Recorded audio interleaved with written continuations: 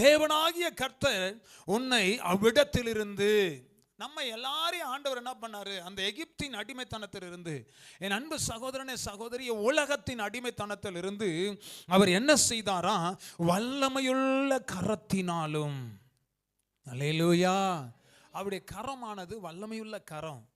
அந்த வல்லமையுள்ள கரத்தினால கர்த்தர் நம்மை பிடித்தார். எத்தனை பேர் ஆமென் சொல்றீங்க? ஆண்டவர் நம்மை பிடித்தார். என் வாழ்க்கையில் நீங்க பார்த்தீங்கன்னா, அடிமைத்தனத்தில் நான் வாழ்ந்தேன். இயேசுவுக்கு எனக்கு சம்பந்தம் இல்லாமல் உலகத்தில் நான் வாழ்ந்தேன். கர்த்தர் என்னை பிடித்தார்.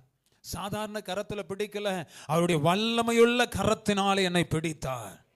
அல்லேலூயா, அல்லேலூயா.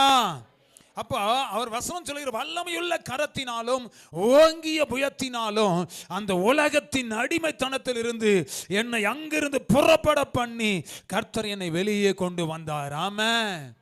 என்ன அடிமைத்தனத்தில் விடல. நம்ம நிறைய நேரத்தில் சொல்ல, ரட்சிக்கப்பட்டு ஞானஸ்நானம் எடுத்து இயேசுவை ஏற்றுக்கொண்டு பரிசுத்த ஆவியின் அபிஷேகம் பெற்று எல்லாம் பெற்று கூட நம்ம நிறைய நேரத்தில் அடிமைத்தனத்தில் இருக்கிறோம். என் குடும்பத்தில் ஒரு அடிமையா இருக்கிறது, என் குடும்பம் ஒரு அடிமையா இருக்கிறது, எனக்கு இப்படி இருக்குது அப்படி இருக்குது நம்ம பேசிக்கிட்டு இருக்கிறோம். ஆனா ஆண்டவர் என்ன சொல்றாருன்னா, அவர் வல்லமையான கரத்தில் இருந்து நம்மை பிடித்தார்.